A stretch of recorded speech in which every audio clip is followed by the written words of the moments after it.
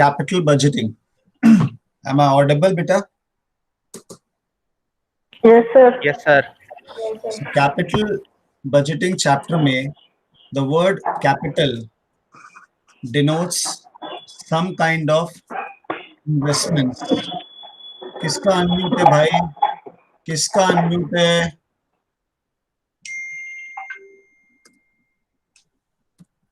Some kind of investments in a project.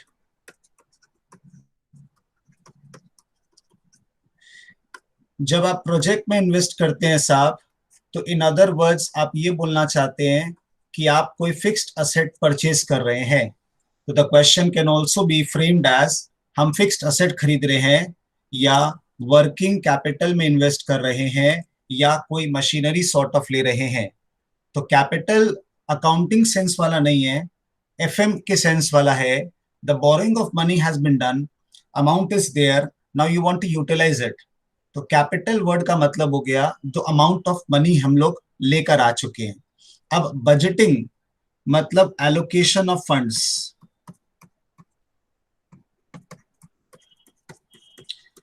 जो पैसा आ गया अब उसे हम लोग को इन्वेस्ट करना है सही तरीके से, प्रॉपर एनालिसिस के साथ, ताकि मेरा फंड्स दुगना तिगना चार गुना हो जाए, यानी उसका रेट ऑफ रिटर्न अच्छा आए.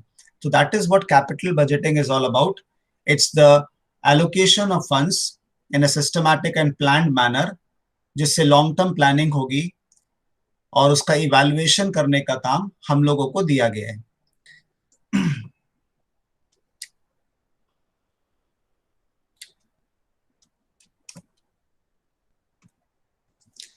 अपने लोग का सिलेबस में सिर्फ टेक्निक से जो अपने को यूज करना है कैपिटल बजटिंग के लिए,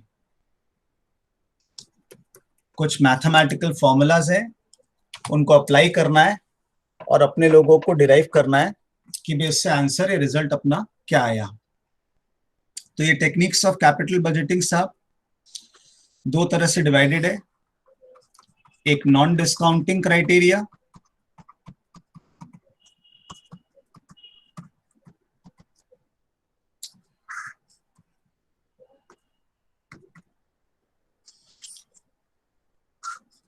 इसके अंदर दो ही मेथड है, एक पे बैक पीरियड मेथड और एक AROR. पे बैक पीरियड को ट्रेडिशनल पे बैक पीरियड भी बोलते हैं, ट्रेडिशनल पे बैक पीरियड भी बोलते हैं.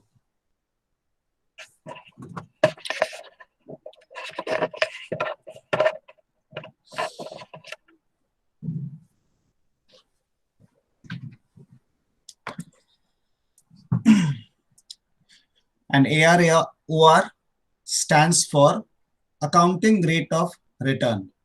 Accounting rate of return.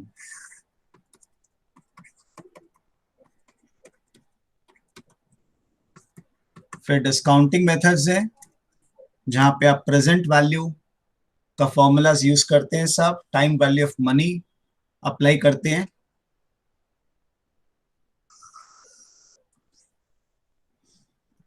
और इसमें भी मल्टीपल मेथड्स हैं.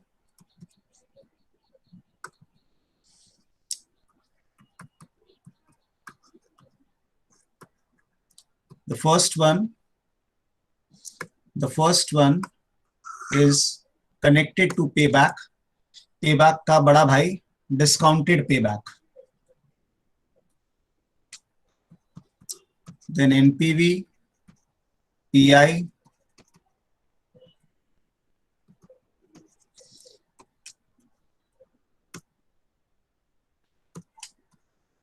annualized NPV and IRR.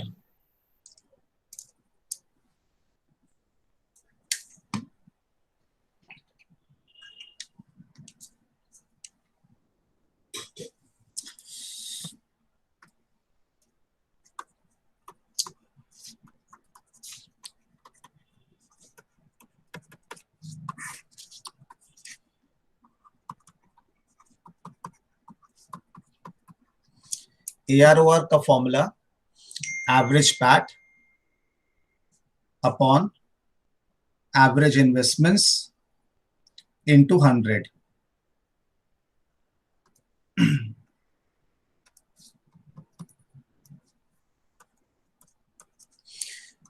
PAT आपका sales minus variable cost minus fix cost, यहां से भी चालू हो सकता है, या हो सकता है क्वेश्चन आपका ईबीआईटी से फिगर दे दे, तो आप ईबीआईटी माइनस इंटरेस्ट या सम्स हो सकता है पीबीटी से चालू हो जाए, आपको और मेहनत कम करना पड़े।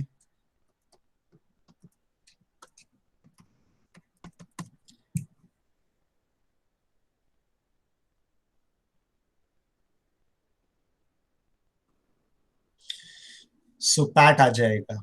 अगर क्वेश्चन में कई ईयर्स के प्रॉफिट दिए हुए हो तब एवरेज करना पड़ता है, and then there is only one figure available, तब अकेला फिगर हमेशा खुद ही एवरेज होता है, कुछ करने की दरकार नहीं होती है। वो यहाँ पे एस्ट्रिक्स 1 होगा, sorry, and asterisks 2, average investments का formula opening investments plus closing investments. Closing investments कुछ नहीं है साहब, एक वर्ड है जिसका सीधी भाषा में मतलब है स्क्रैप वैल्यू। एवरेज है इसलिए divided by 2 plus working capital. Working capital ध्यान से, वो इस इक्वेशन के बाहर प्लस हो रहा है, मतलब ये दोनों एवरेज हो जाएंगे, उसके बाद वो अमाउंट प्लस होगा। ओपनिंग इन्वेस्टमेंट्स अपने आप में हो गया साहब नथिंग बट ओरिजिनल कॉस्ट। हमने एक मशीनरी 2 लाख की खरीदी सॉर्ट ऑफ, वो हो गया ओरिजिनल कॉस्ट उसका, ओपनिंग इन्वेस्टमेंट्स।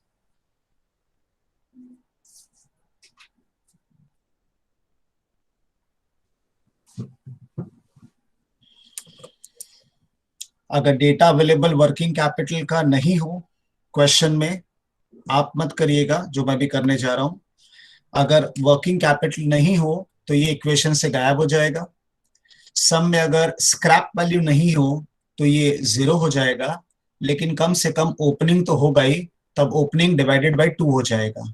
तो डिपेंडिंग अपॉन द सम आप उसका फॉर्मूला पूरा याद करेंगे तो अपने आप ही बचा हुआ डेटा अप्लाइड हो जाएगा।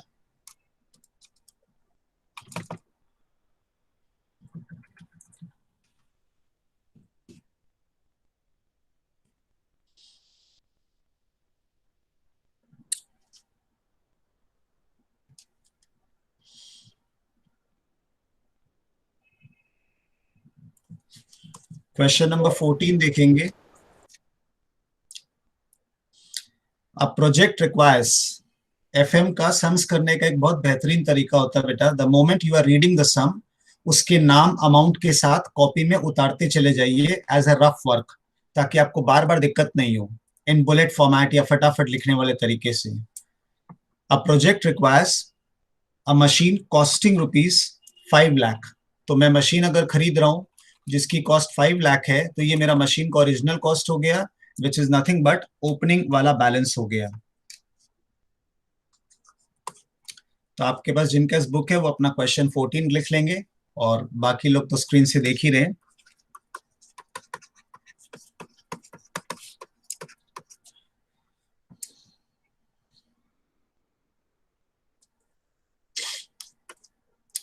The effective life is 5 years। Life का काम सिर्फ डिप्रिसिएशन निकालने के काम आता है, अदरवाइज इसका कोई काम नहीं है। The scrap value will be 1 lakh after 5 years। Obvious सा बात है, scrap at the end of the life ही होगा।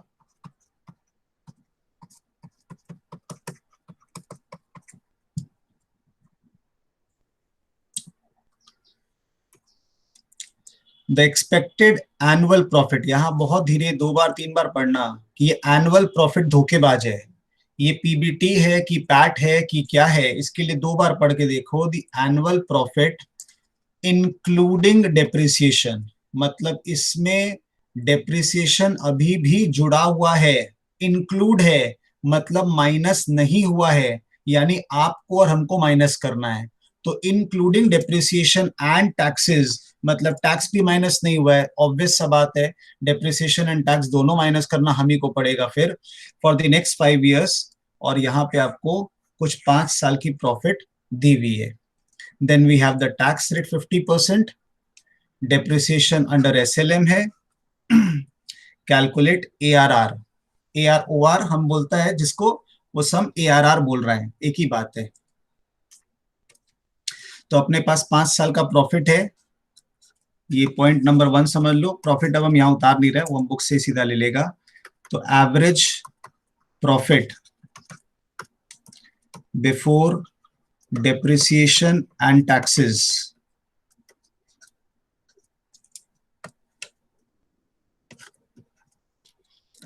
अरिथमेटिक मीन का फॉर्मूला अप्लाई करना है साहब, summation of all the profits divided by 5 years, क्योंकि 5 साल का सम से।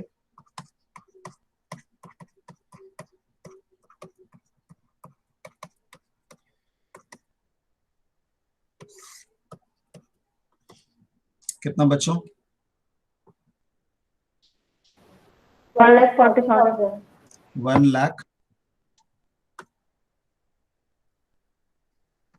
1,40,000 एवरेज कर लेने से क्या होगा, आपका जल्दी सम्स होगा साहब। अब ये बिफोर डेप्रिसिएशन है, तो इसमें से लेस डेप्रिसिएशन पर एनम 1 साल का, क्योंकि 5 साल एसएलएम में डेप्रिसिएशन सेम होता है, एसएलएम में डेप्रिसिएशन सेम होता है 5 फॉर एग्जाम्पल। अगर 5 साल है तो इसका एवरेज भी 5 ही आएगा, इसलिए डेप्रिसिएशन हमें सिर्फ 1 साल का लेना है एवरेज करके, क्योंकि एवरेज ऊपर हो ही चुका है। तो apply the formula, original cost minus scrap value 1 lakh divided by 5 years।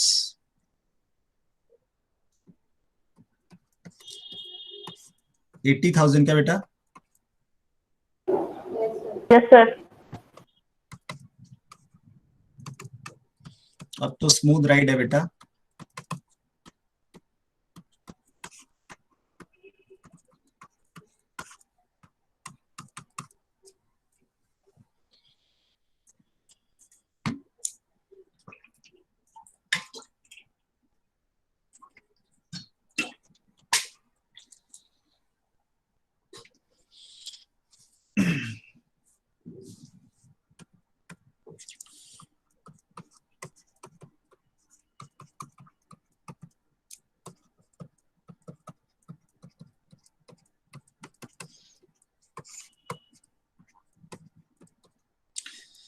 Exam में इक्वेशन हमेशा पूरा लिखेंगे, जो फिगर है उसको अमाउंट डालेंगे, जो फिगर नहीं है उसको निल लिख देंगे, बट टीचर को फॉर्मूला एक बार पूरा बताएंगे।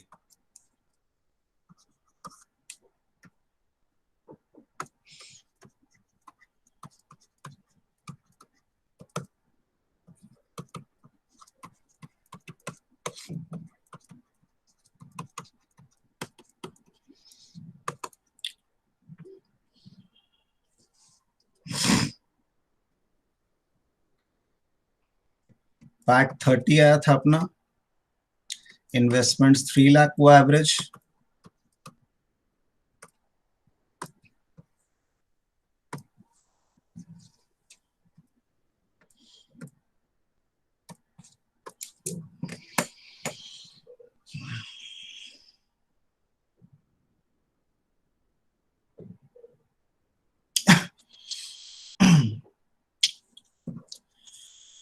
डन बच्चों? Yes sir. तो अपने लोगों का एआर ओआर हो गया बातचीत। एआर ओआर इकलौता मेथड है जिसमें अपने अकाउंटिंग प्रॉफिट यूज करते हैं। In capital budgeting, AROR is the only method in which we use accounting profit, average PAT क्या होता है, अकाउंट्स का प्रॉफिट होता है। But in rest of the other methods, यहाँ के सारे और यहाँ का, in rest of the other methods अपने लोग कैश प्रॉफिट यूज करते हैं, कैश प्रॉफिट यूज करते हैं। ना अब अपने को थोड़ा सा सीखना है सर कैश प्रॉफिट कैसे आता है। तो अकाउंटिंग प्रॉफिट से ही बच्चों कैश प्रॉफिट आता है। कैश प्रॉफिट आता है।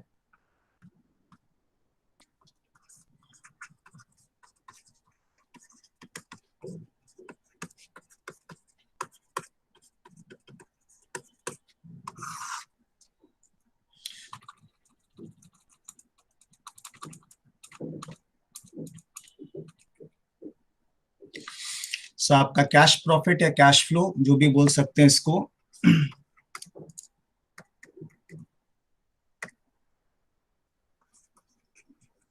Case one, when depreciation is deducted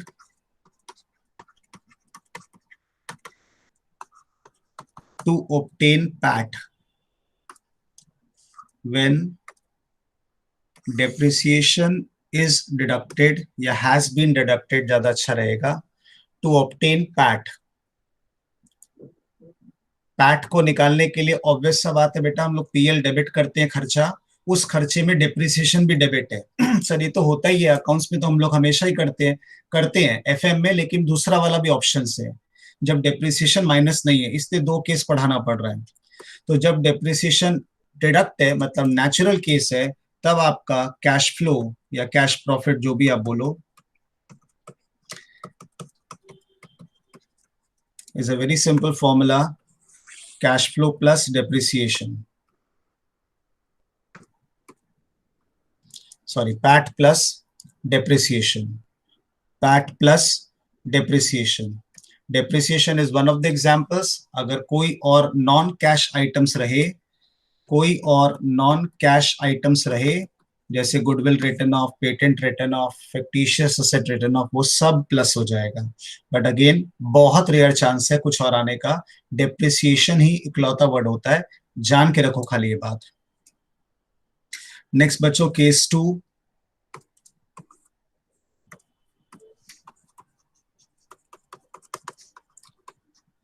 when depreciation has not been deducted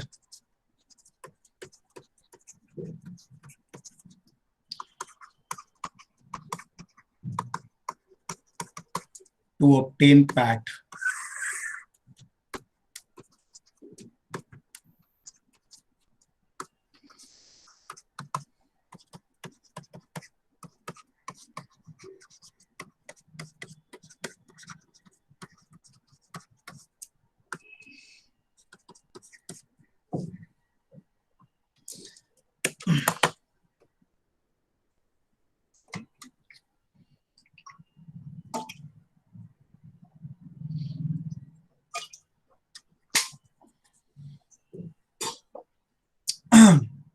तब फॉर्मूला थोड़ा सा चेंज हो जाता है, चूंकि डेप्रिसिएशन माइनस ही नहीं हुआ है तो पूरा डेप्रिसिएशन नहीं प्लस कर सकते हैं, सिर्फ डेप्रिसिएशन का टैक्स शील्ड प्लस कर सकते हैं। Depreciation into tax rate, the good name for this is depreciation tax shield, यानी डेप्रिसिएशन के कारण टैक्स का बचत होता है, वो होता है शील्ड, बचत, tax shield, depreciation tax shield. Now sir एक सवाल है हमारा कि ये दोनों मेथड हमें पता कैसे चलेगा भाई, क्लियरली सम में लिखा रहेगा profit is before depreciation and taxes या आफ्टर डेप्रिसिएशन एंड टैक्सेस, तो आपको क्लियर रहेगा, एकदम साफ साफ लिखा रहेगा। जब नहीं रहेगा तब ये भी लिख देगा कि PAT has been obtained without deducting depreciation, या पीएल में depreciation has not been debited to obtain PAT, hint रहेगा। पर सर अगर कोई हिंट ही नहीं रहा, खाली क्वेश्चन पैट बोल के साइलेंट हो गया, तो जी हाँ, ज्यादातर यही चांस होगा कि the question is mute after saying PAT. तो when the question is silent लिख लीजिए, when the question is silent follow case one.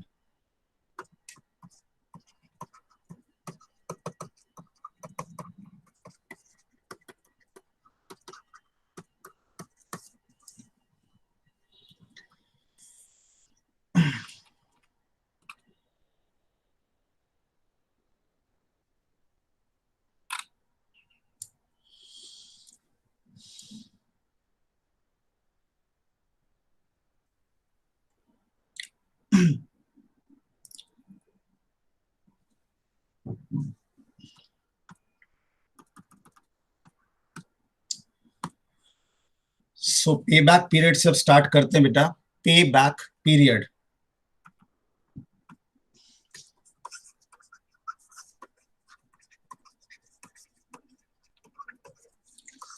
भाई एज द नेम सजेस्ट, पे बैक यानी वापस मिलना, पीरियड यानी टाइम पीरियड। तो जो इन्वेस्टमेंट्स हम लोगों ने प्रोजेक्ट में किया है, the amount of investments which we have made in the projects, वो इन्वेस्टमेंट्स हमें कितने सालों में वापस मिलता है, उस टाइम पीरियड को पे बैक पीरियड बोलते हैं। वो इन्वेस्टमेंट्स हमें कितने दिनों में वापस मिलता है, उस टाइम पीरियड को 2 साल, 3 साल, 3.5 साल पे बैक पीरियड बोलते हैं। इसको निकालने का एक बहुत स्पेसिफिक तरीका है और स्पेसिफिक तरीके से निकाला जाएगा, कभी कोई और तरीका करना नहीं है। क्वेश्चन में कैश फ्लो दिए हुए रहेंगे। कैश फ्लो 2 तरह के होते हैं बेटा, एक इनफ्लो, एक आउटफ्लो। आउटफ्लो मतलब होता है जो सबसे पहले दिन इंकर्ड हुआ प्रोजेक्ट के अंदर में, जिसको अपने बोलते हैं इन्वेस्टमेंट्स, इनिशियल इन्वेस्टमेंट्स। तो वो होता है कैश आउटफ्लो, जो सबसे पहले दिन प्रोजेक्ट में हम लोगों ने पैसे डाले प्रोजेक्ट चालू करने के लिए, उसे बोलते हैं इनिशियल इन्वेस्टमेंट्स, कैश आउटफ्लो।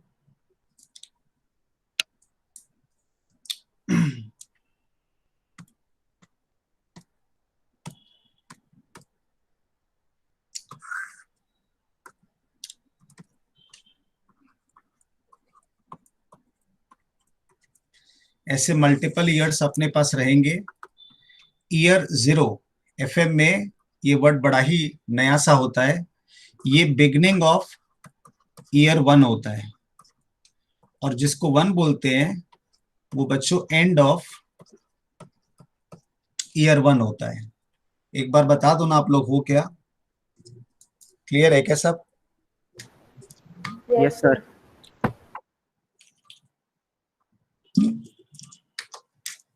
सो ईयर 0, 1, और अब इसको आगे ले जाएं तो ये हो जाएगा साहब, रिपीट पढ़ाई, end of year 2, so on and so fourth. जो कैश आउटफ्लो होता है वो जनरली यहां पर होता है। जनरली आपके लेवल पर मल्टीपल आउटफ्लोज नहीं होते हैं, इसलिए जनरली यहां पर होता है, और बाकी इधर में हम लोग उम्मीद करते हैं कि हमारा कैश इनफ्लो आ रहा है। तो सिंबल्स बहुत जरूरी है, वरना बैठे रह जाएंगे हम लोग इसमें कि ये कैश आउटफ्लो है और ये कैश इनफ्लो है। ये सब सिंबल संभाल के रखेंगे। जो कैश आउटफ्लो है उसे हम लोग इनिशियल बहुत सारे नाम से बुलाते हैं, इन्वेस्टमेंट्स और purchase of fixed assets and something similar to this.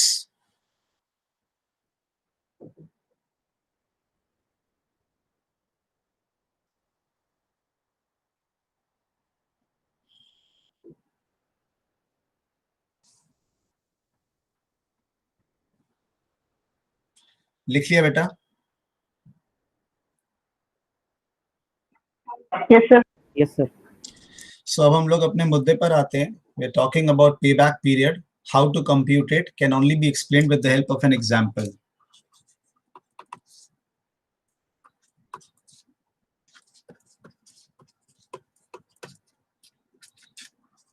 C F का मतलब क्या होगा? इफ आई से ओनली सी एफ तो उसका मतलब क्या होगा बच्चों?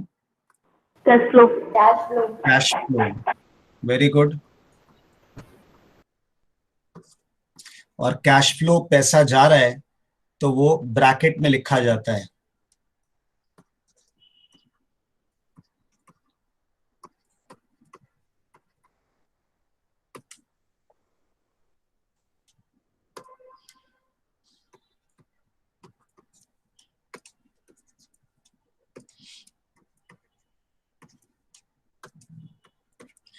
तो ये अपने पास कैश इनफ्लोज हैं जो पॉजिटिव फिगर्स हैं ईयर 1 से 5 तक, और कैश आउटफ्लो 0 ईयर में होता है विच इज -1 लाख।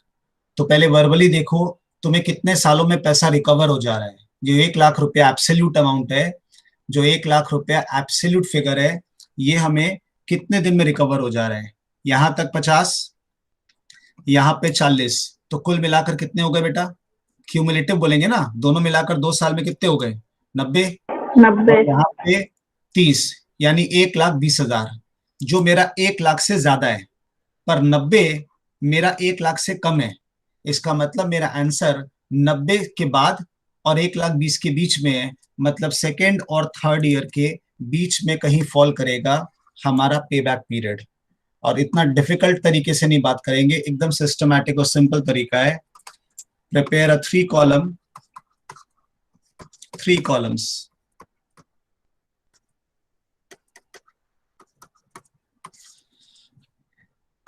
ईयर, इसमें 0 नहीं लिखने का दरकार पड़ता है।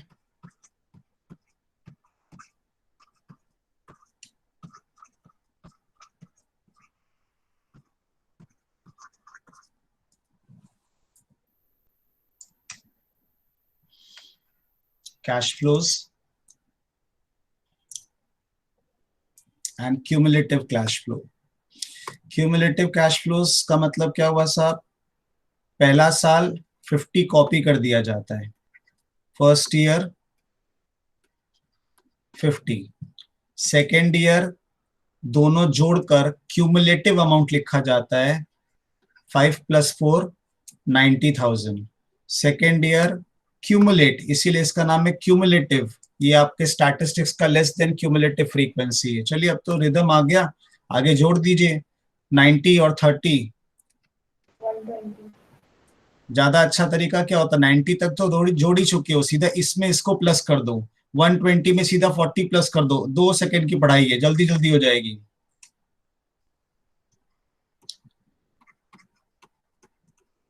170।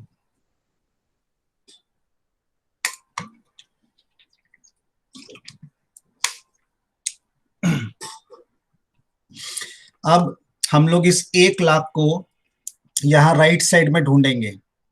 इस 1 लाख को हम लोग यहाँ पे क्यूमुलेटिव टेबल में ढूंढने निकल गए। कोई भी दो फिगर के बीच में 1 लाख होगा, कोई भी दो फिगर के बीच में 1 लाख होगा।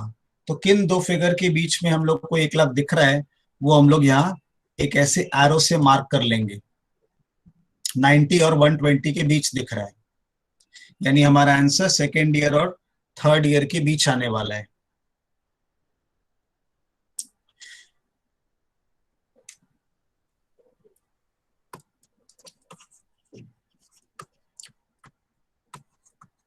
तो payback period is 2 years, क्योंकि 2 साल तो लग ही चुके हैं, 2 साल से थोड़ा ज्यादा लगेगा, इसलिए plus unrecovered amount upon cash flow of next year.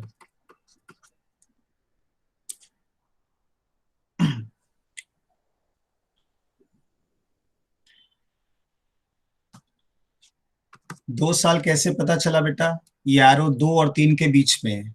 अगर ये एरो 3-4 के बीच में होता तो मैं 3+ लिखता, 4-5 के बीच में होता तो मैं 4+ लिखता, 5 के बियॉन्ड नहीं हो सकता है, तो 2 तो लिख दिया।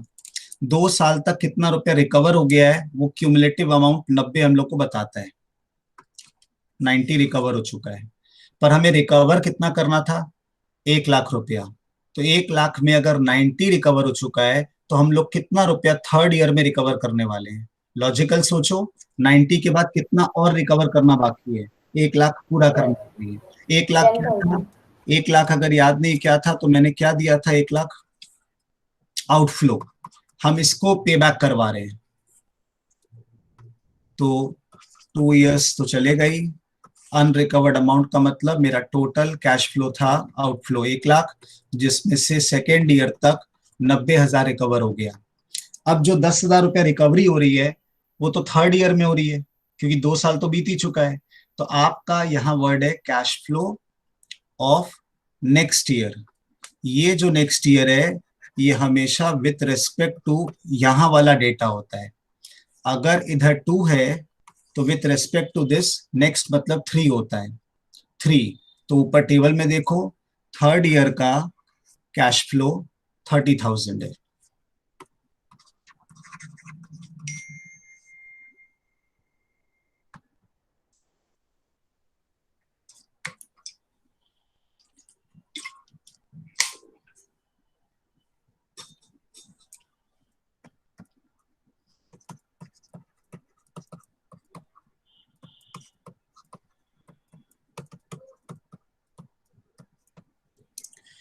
ये आप 2 डेसिमल 4 डेसिमल तक ले जाइए, 4 बेस्ट होता है, बहुत कम टाइम लगता है, कुछ खास टाइम लगता नहीं है, लिख दीजिए, हो गया 2.33 years.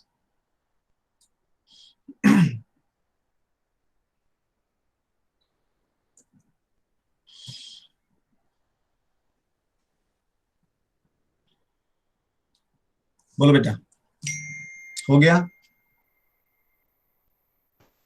Yes, sir. Sir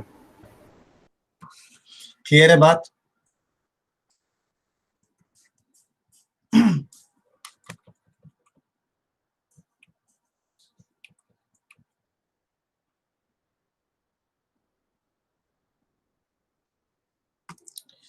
next अपने लोगों का डिस्काउंटिंग मेथड्स है। डिस्काउंटिंग मेथड्स के लिए आप टाइम वैल्यू ऑफ मनी का एक बेसिक फॉर्मूला रिवाइज कर लीजिए।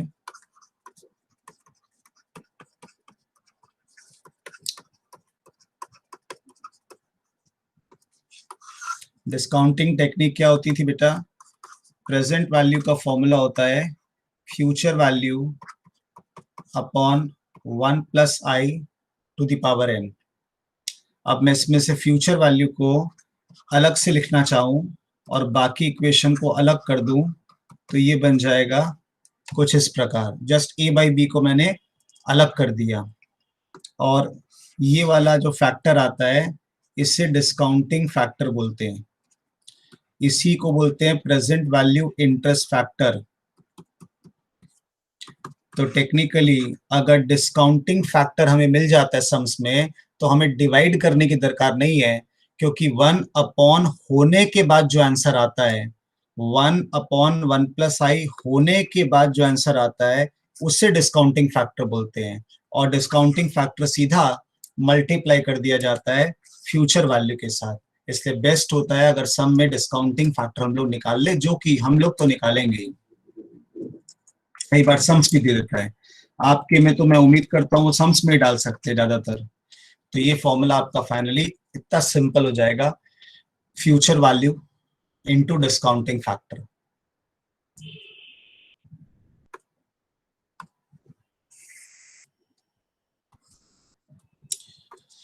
ये 1 अपॉन 1 प्लस आई को भी कैलकुलेटर पे करने का हमने तरीका आपको सिखाया था, if you remember. Let's say आई अगर 10% है तो 1 अपॉन 1 प्लस 0.1, यानी ये हो गया 1 बाई 1.1। तो अब इसको कैलकुलेटर पे हमको पावर एन सॉल्व करना है, तो बहुत सिंपल है। 1 जो न्यूमरेटर है, डिवाइड एक बार प्रेस करेंगे, 1.1 जो डिनोमिनेटर है, और इक्वल्स टू प्रेस करेंगे। जब first time equals to press करते हैं, जब first time equal to press करेंगे तो हम लोगों का पावर 1 का आंसर आएगा। डिवाइड में पहला वाला पावर 1 का आंसर आता है। उसके बाद कोई और डिवाइड ये सब नहीं प्रेस करेंगे, कोई 1.1 नहीं प्रेस करेंगे, सिर्फ इज इक्वल टू प्रेस करेंगे और ये पावर 2 चला जाएगा। एंड इक्वल टू प्रेस करते जाएंगे जहां तक आपको आंसर चाहिए, और ये पावर 3, 4, 5 आता जाएगा।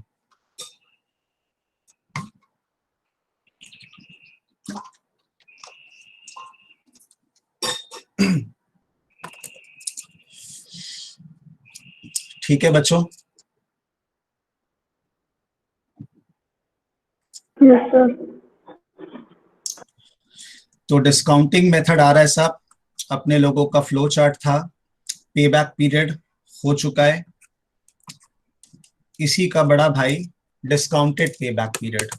Many people criticized कि payback method is not good method, it's not considering time value of money.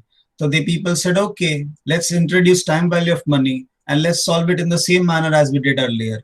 तो इन्होंने इसी चीज को वही सॉल्व किया, बस खाली टाइम वैल्यू ऑफ मनी को इम्प्लांट कर दिया उसके अंदर, और मेथड बन गया डिस्काउंटेड पे बैक मेथड।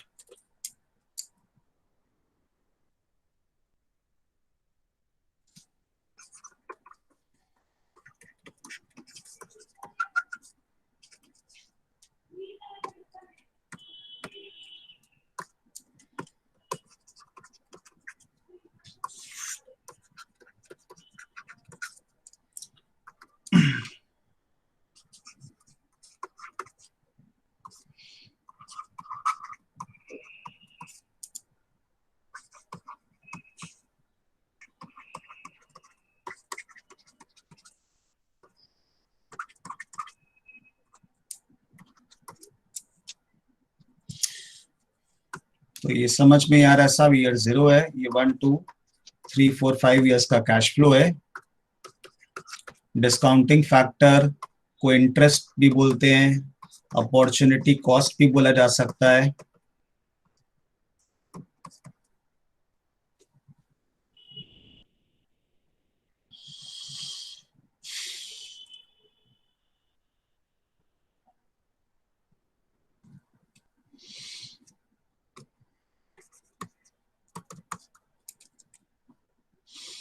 अब इसको अपने को इवैल्यूएट करना होगा डिस्काउंटेड पे बैक पे, तो टेबल थोड़ा डिफरेंट बनेगा, कुछ कॉलम्स बढ़ जा रहे हैं। ईयर, कैश फ्लो, ये तो हरदम रहेगा। Now we will add one more column, discounting factor. साथ में अच्छा होता है @10% लिखना, डिस्काउंटिंग फैक्टर इंटरेस्ट वाला कॉलम। देन अभी हम लोग आपको फॉर्मूला बताए थे, फ्यूचर वैल्यू को डिस्काउंटिंग फैक्टर से मल्टीप्लाई कर दीजिए, फटाफट हो जाएगा। तो hence present value of cash flow,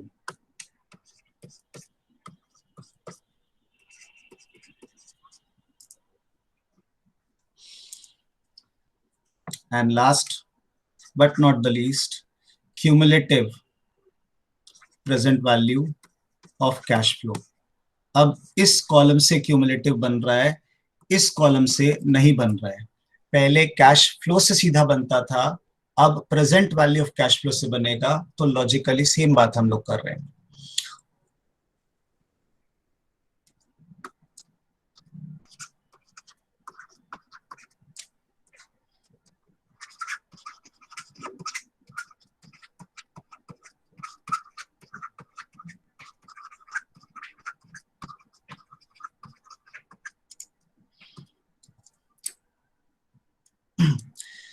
discounting factor 1, 10% के लिए क्या करेंगे बेटा, 1 हमेशा साइड में से लिख के रख लो, 10% का ये आंसर है, और इससे कैलकुलेटर चलाना आसान हो जाएगा। तो 1 divided by 1.1 is equal to 1 bar.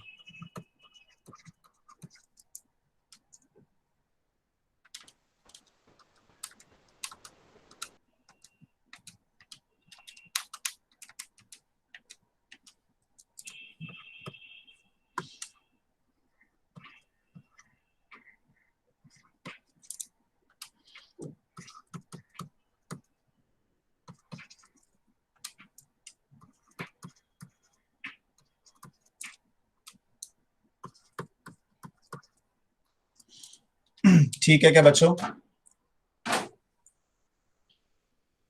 Yes, sir. Multiply them. अब जब मल्टीप्लाई करोगे ना, तब रुपया नियरेस्ट 1 रुपी तक राउंड ऑफ करना, पैसा मत रखना। प्रेजेंट वैल्यू में पैसा मत रखना, नियरेस्ट रुपी पे राउंड ऑफ करना।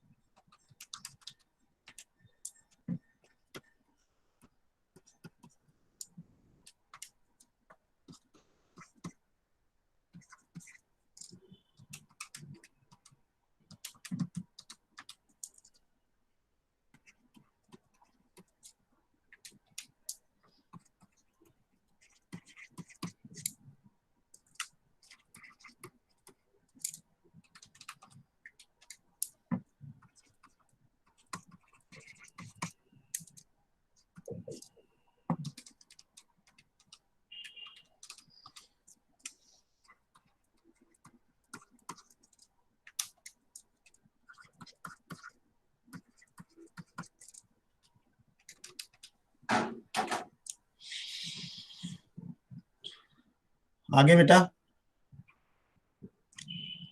Yes, sir. तो अपना 2 लाख रुपया बेटा कैश आउटफ्लो है। पहला साल 2 लाख हुआ था 0 ईयर में। अब अपने को इसको ढूंढना है राइट हैंड साइड में, क्यूमुलेटिव कॉलम में।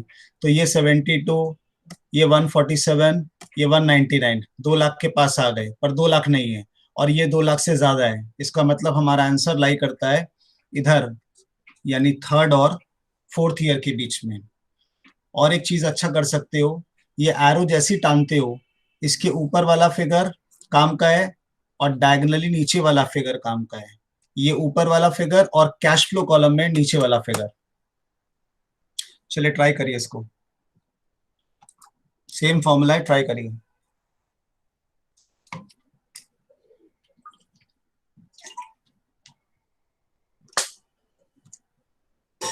Hmm.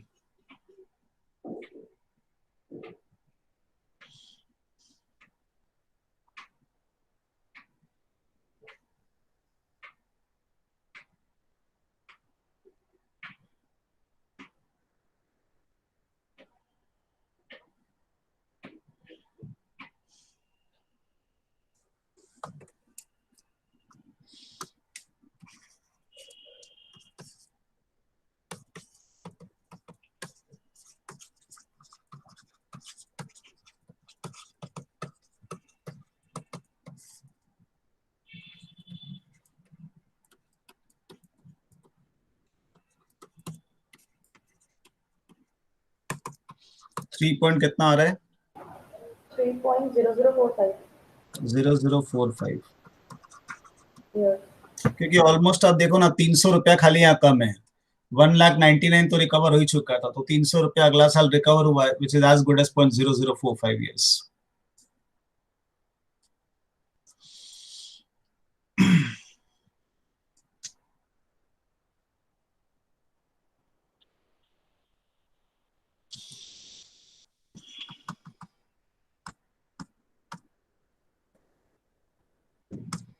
सो डिस्काउंटेड पे बैक हुआ।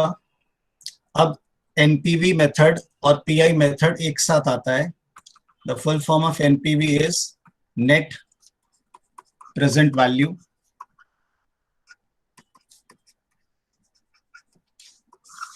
ये सबसे बेस्ट मेथड माना गया है। If nothing has been said in the sum इसी से सॉल्व होता है।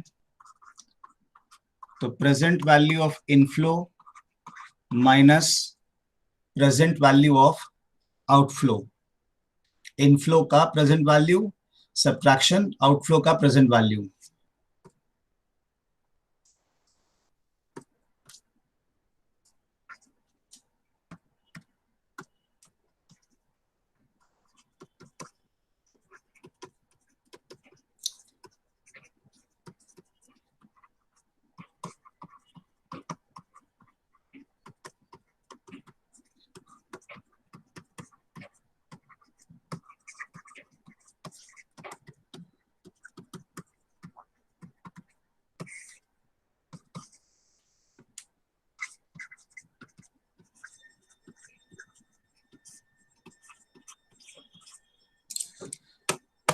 एनपीवी जिस चीज को अमाउंट में सॉल्व करता है,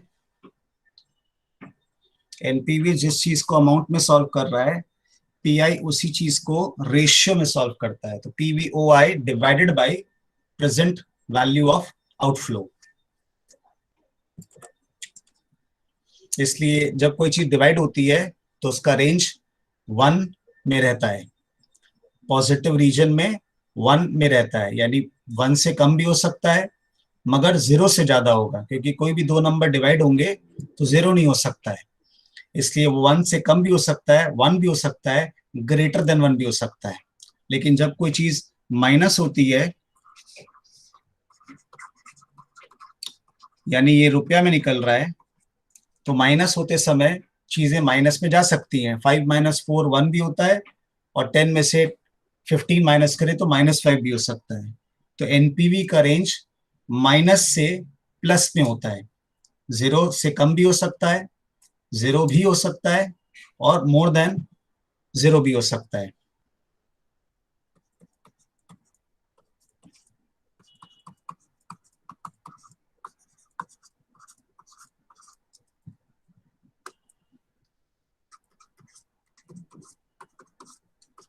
जब एनपीवी 0 से ज्यादा हो तो प्रोजेक्ट को एक्सेप्ट कर लिया जाता है,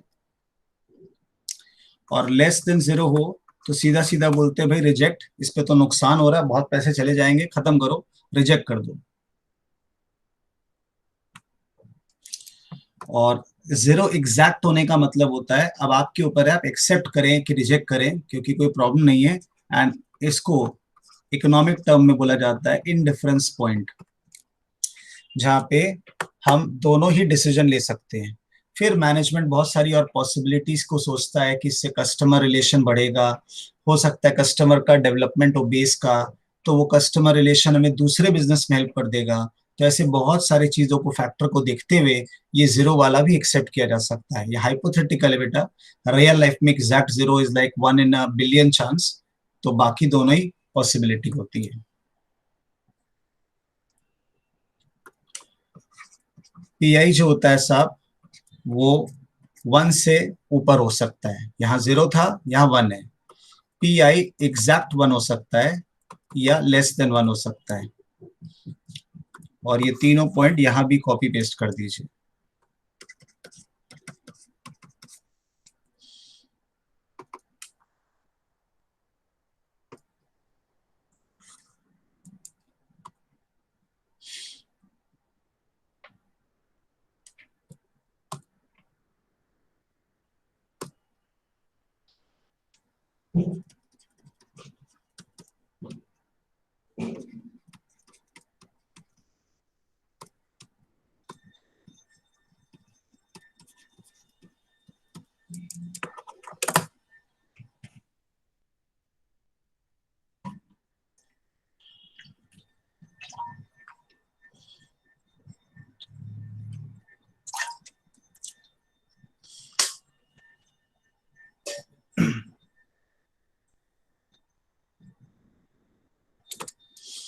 लिख लिया बच्चों? Yes sir. एक और चीज है, एनपीवी और पीआई दोनों सेम आंसर देता है। जब एनपीवी 0 से ज्यादा आएगा, तब ये भी 1 से ज्यादा आएगा। एंड सिमिलरली बाकी सब केसेस में। तो जस्ट एक theoretical term, NPV and pi always give same result, they do not give conflicting results. तो सम आपको बोल देता है कौन से मेथड सॉल्व करना है। If they are not saying anything, तब एनपीवी बेस्ट होता है।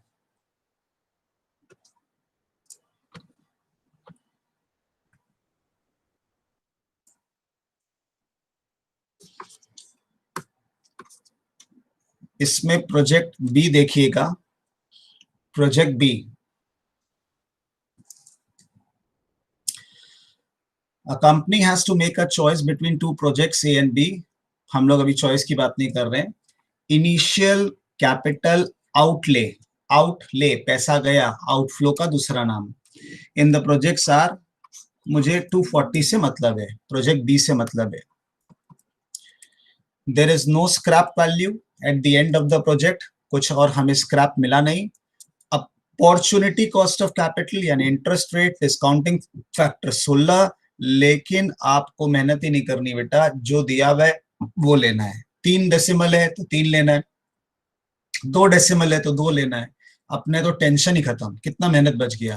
तो ये कॉलम कैश हमेशा फ्लो। 4 प्रेफर करते हो डेसिमल या फिर हाँ 2 बेटा, डेसिमल? पर हमेशा 2 डेसिमल लेंगे या 4? आप एग्जाम में एक ही सम्स करेंगे, बहुत ज्यादा सम्स तो करेंगे नहीं, तो माय सजेशन इज 4 ही लेंगे आप। ठीक है सर।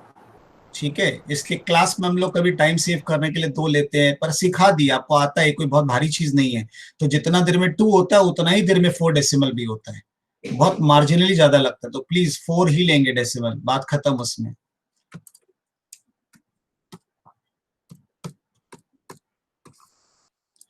सो कैश फ्लो दिया हुआ है, ये रहा, डिस्काउंटिंग फैक्टर ये रहा, मल्टीप्लाई करो, कॉलम बनाओ, और नीचे बोल रहा है find 3 things, discounted pay back, pi and NPV.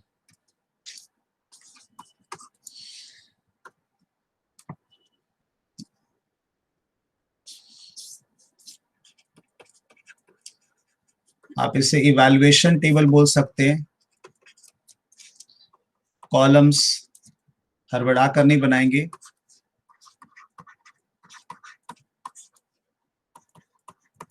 देखिएगा फिर बनाइएगा।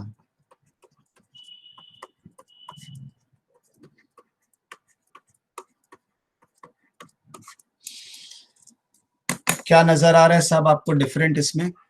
थोड़ा सा क्या डिफरेंट नजर आ रहा है, ये चीज मैंने एक्स्ट्रा बनाई है। मैं आपको सिखाना चाह रहा हूं कि अगर क्वेश्चन में पे बैक और डिस्काउंटेड पे बैक दोनों मांग ले तो आप एक साथ ये 6 कॉलम बना लीजिए, आपका दोनों सॉल्व हो जाएगा। कैश फ्लो के साथ क्यूमुलेटिव कैश फ्लो रखना है, ये पेयर भाई भाई साथ में, और ये वाले प्रेजेंट वैल्यू साथ साथ, तभी हम लोग सॉल्व कर पाएंगे। इससे पे बैक पीरियड सॉल्व होगा, इससे discounted payback period solve होगा, और एनपीवी पीआईबी सब यहीं से सॉल्व हो जाएगा, मगर इससे पे बैक पीरियड सॉल्व होगा। सर क्वेश्चन में तो पे बैक मांगा नहीं है, वही तो मैं कह रहा हूं, सिखाने के लिए बना रहे बेटा, तो ये पे बैक मान लो, हम लोग सीख रहे हैं।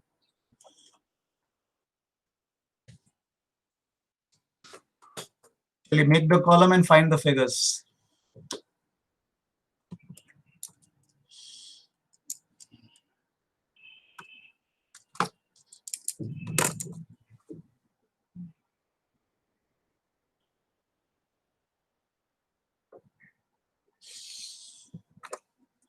ये कॉलम लिख लिया क्या आप लोग सब?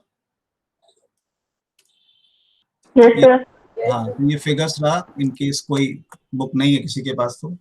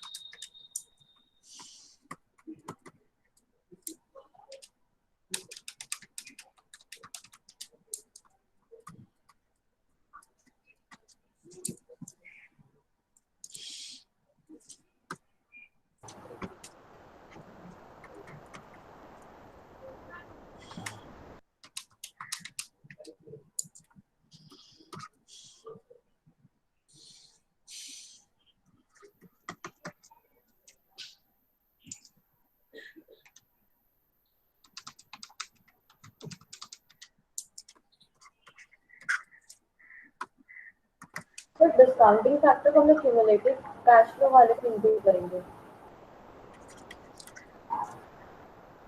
वो हम गलत ले रहे हैं, मैं गलत कर रहा हूँ, कोई सीएफ से सेव करेंगे ना। मेरी मिस्टेक है, मैं कैश फ्लो से इनटू नहीं कर रहा था। सेकंड वाला फिगर बोलना एक बार, यहाँ कितना आएगा? 62412 6241 62,412 41 2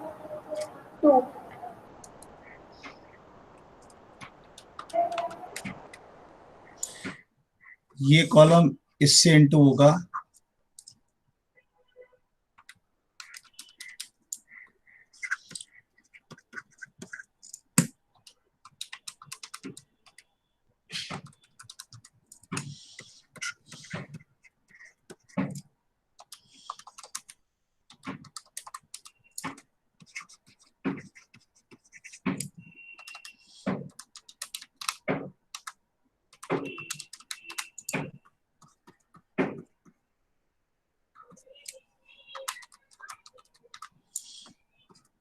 लास्ट वाला 42840 है, 20 नहीं।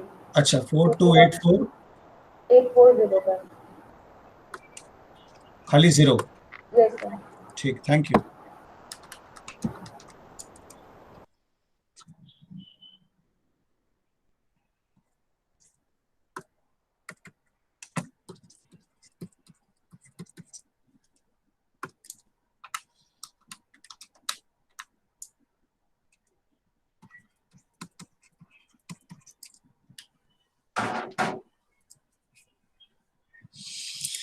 रुकिए मत बेटा, पे बैक पीरियड आप निकाल सकते हैं, डिस्काउंटेड पे बैक निकाल सकते हैं।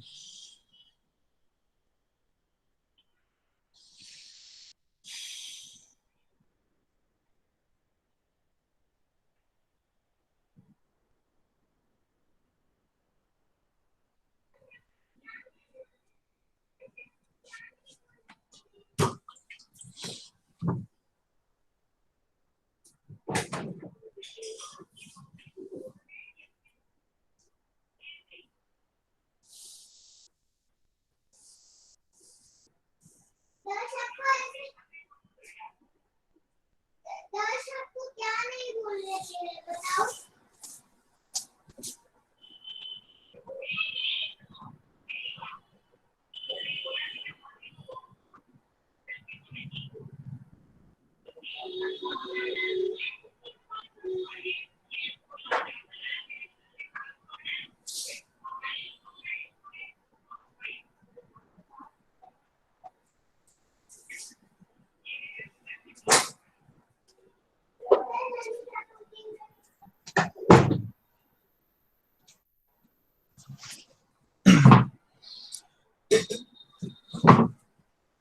कुछ आया बेटा?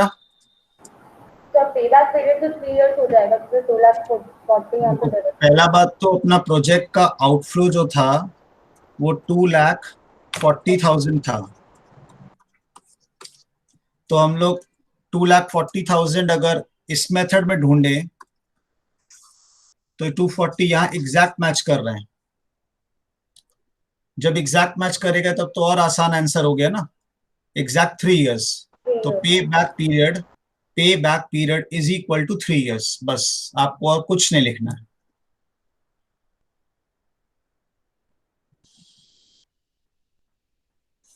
इसमें कोई और माइनस प्लस नहीं हो रहा है क्योंकि एग्जैक्ट मैच कर रहा है, हम क्यों प्लस करने जाएंगे। और इधर में हम लोगों का इस पीरियड के बीच में है, फोर्थ और फिफ्थ के बीच में है, तो 231972 सर्कल, इसके नीचे वाला फिगर कैश फ्लो सर्कल। तो डिस्काउंटेड पे बैक पीरियड हो जाएगा 4 इयर्स प्लस अनरिकवर्ड अमाउंट हो गया और recovery in the next year.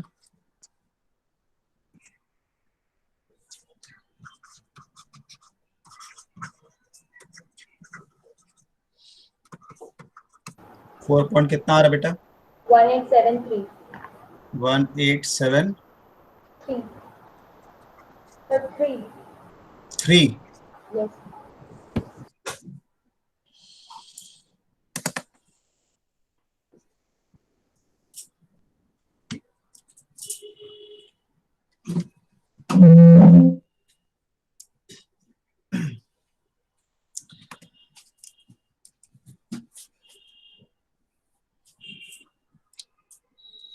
Done.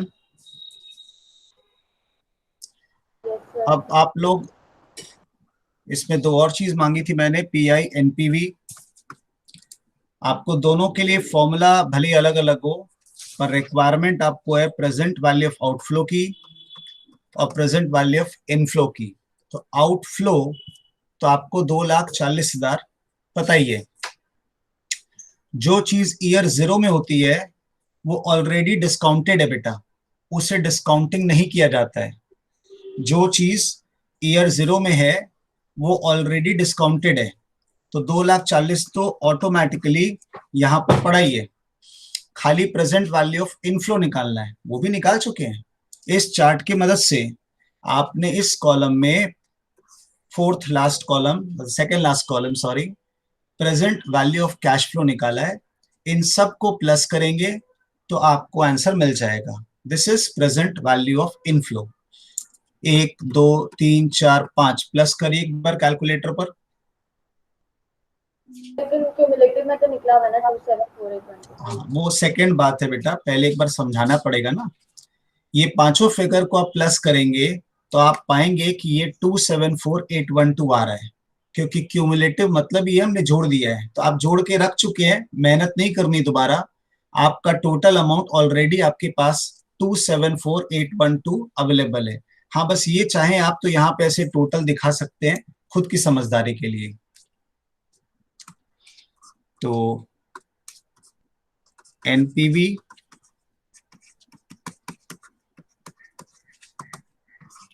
कितना था? 274812। ये आंसर रुपीज एब्सोल्यूट अमाउंट आ रहा है। 34,812।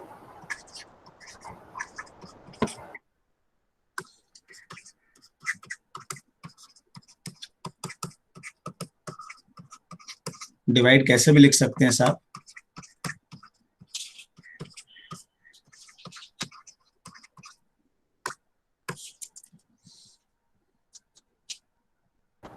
One four five zero 1.1450।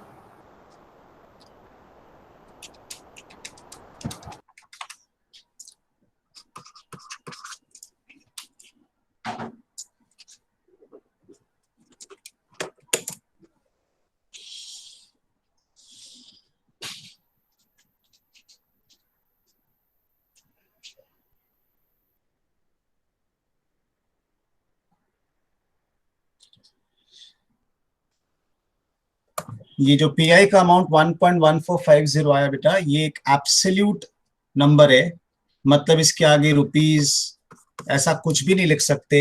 ये सिर्फ एक एब्सोल्यूट नंबर है, यूनिट फ्री, लिवरेज की तरह यूनिट फ्री। तो 1.1450 is more than enough.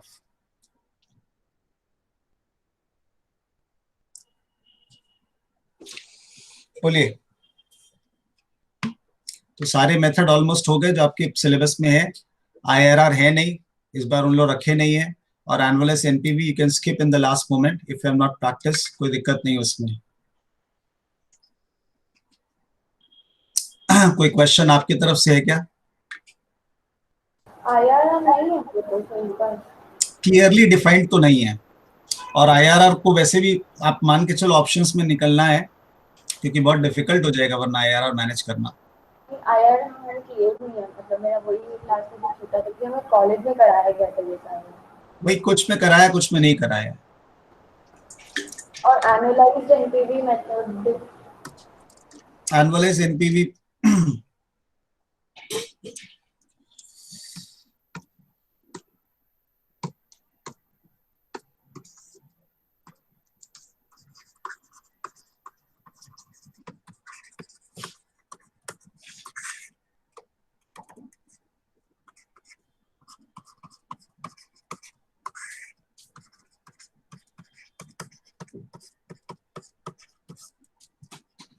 the formula for this is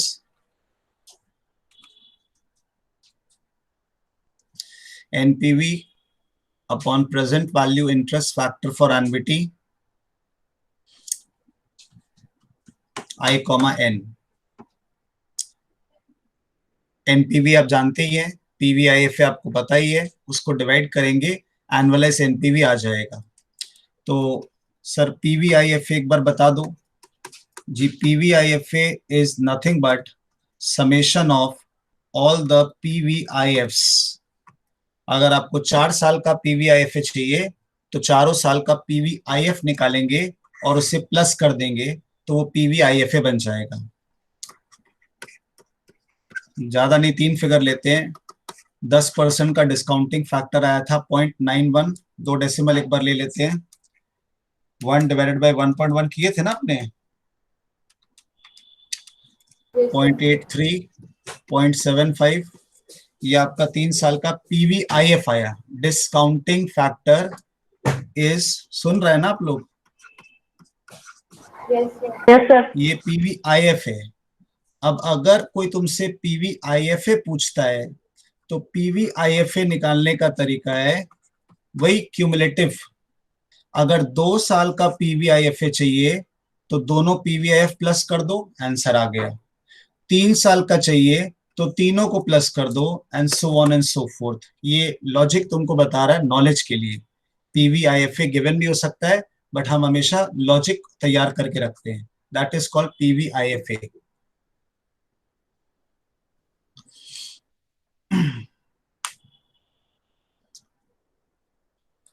और फिर उस पीवीआईएफए वैल्यू को एनपीवी वाले जगह पे डिवाइड करेंगे, and the answer is called annualised NPV.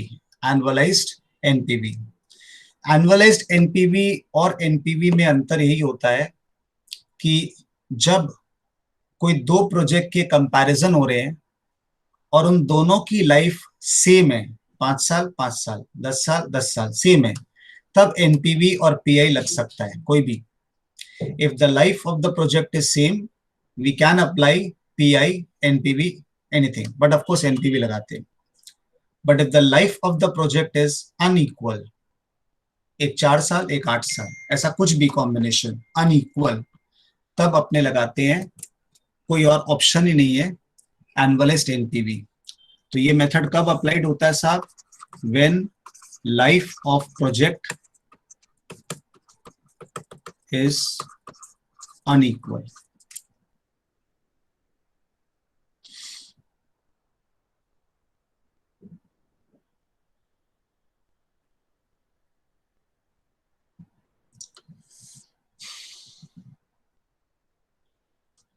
Done बच्चों, लिखा तो?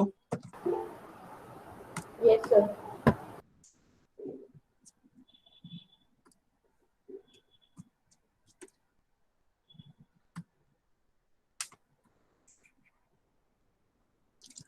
क्वेश्चन 11 है, कुछ ऐसा ही सम्स होता है साहब।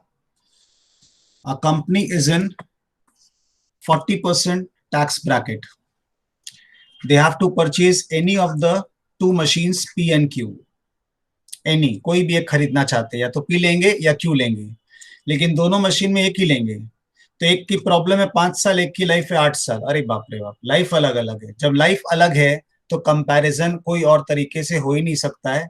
It has to be under the method of annualised NPV. तो फिर आगे देखिए डेटा क्या बेटा? कॉस्ट ऑफ मशीन यानी outflow of 0 year 20 lakh, 36 lakh. और कैश ऑपरेटिंग एक्सपेंस, हर साल मशीन का खर्चा लगेगा, इसमें 6 लाख, इसमें 3,40,000। एक ऑब्जर्वेशन की बात है, 20 लाख सस्ती मशीन है, खर्चा ज्यादा है। 36 लाख मशीन महंगी है पर रेकरिंग खर्चा कम है। तो जिस मशीन का दाम ज्यादा होता है, लॉजिकली आदमी ज्यादा दाम तभी देता है जब उसके एक्सपेंस फ्यूचर के कम हो जाएंगे। तो ये एक कंपैरिजन है। डिस्काउंट रेट 12% है। अब आपके पास 12% जब मिल गया और यहाँ 5 इयर्स और 8 इयर्स है, यानी आप 8 साल तक का डिस्काउंटिंग फैक्टर पहले रेडी कर लो, सारा तैयारी कर लो, वरना बार बार दिक्कत होगी अपने को।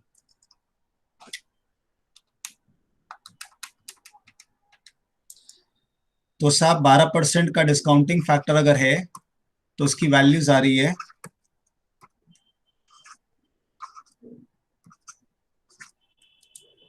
चलिए बाकी निकालिए।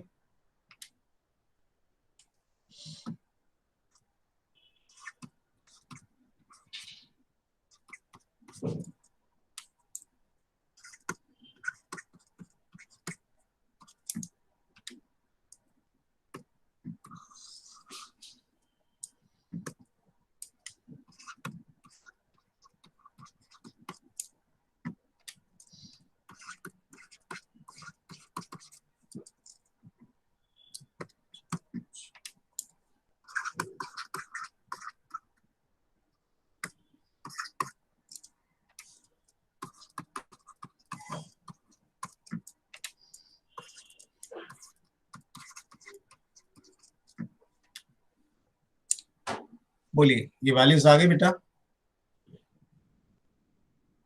Yes sir. अब अपने को पीवीआईएफए कौन से साल का लगेगा जब सम्स आगे बढ़ेगा? तो एक मशीन की लाइफ 5 साल है और एक की लाइफ 8 साल है। तो 1 2 3 4 5 अपने को एक आंसर यहां चाहिएगा और ये एक आंसर अपने को यहां चाहिएगा। तो 1 से 5 को पहले प्लस कर लो साहब। 1 से 5 को प्लस करके कैलकुलेटर इरेज मत करना, उसी 5 के बाद तो 6 7 8 प्लस करना है। तो बस 5 पे प्लस करके बताओ कितना पीवीआईएफए आ रहा है।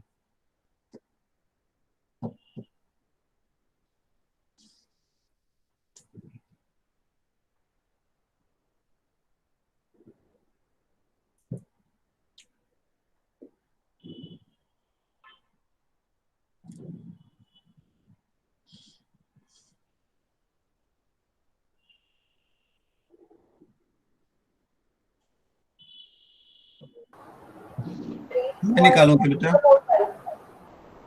5 साल का टोटल? धीरे धीरे बोलो ना एक जन। 3.6045। नहीं सुनाई दे रहा तुम्हारा आवाज।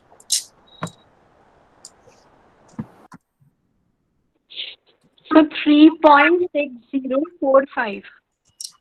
3.6045 और 8 इयर्स का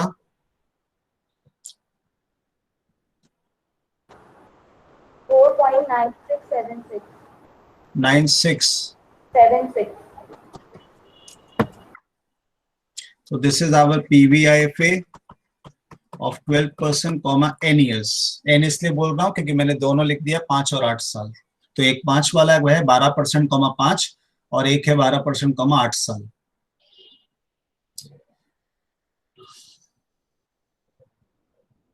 नाउ लास्ट लाइन में लिखा है यूजिंग एप्रोप्रिएट इवैल्यूएशन क्राइटेरिया, मतलब आप पे छोड़ दिया है। तो आपको अपना बताना पड़ेगा एनुअलाइज एनपीवी क्यों लगा रहे हो आप। Determine which machine should be purchased. Assume the cash flows to perpetuity is a blah blah blah है, and the cost of removal of asset at the end of the life will be equal to salvage value। यानी जब भी 5 साल बाद machine खराब होगी या 8 साल बाद, तो उसको बेच के जो पैसा आएगा उतना रुपया तो उसका रिमूवल कॉस्ट ही लग जाएगा। इनडायरेक्टली पैसा आएगा भी और उतना ही लग जाएगा, तो 0 रुपया बचेगा। बट कुछ सीखने के लिए यहाँ पे हम लोग सैल्वेज वैल्यू लिख रहे हैं। इग्नोरिंग की सम क्या बोल रहा है, कुछ सीखने के लिए यहाँ पे सैल्वेज वैल्यू 80,000 और यहाँ पे सैल्वेज वैल्यू 2 लाख। कुछ सीखने के लिए हम लोग दोनों में सैल्वेज वैल्यू ले रहे हैं, ignoring this line.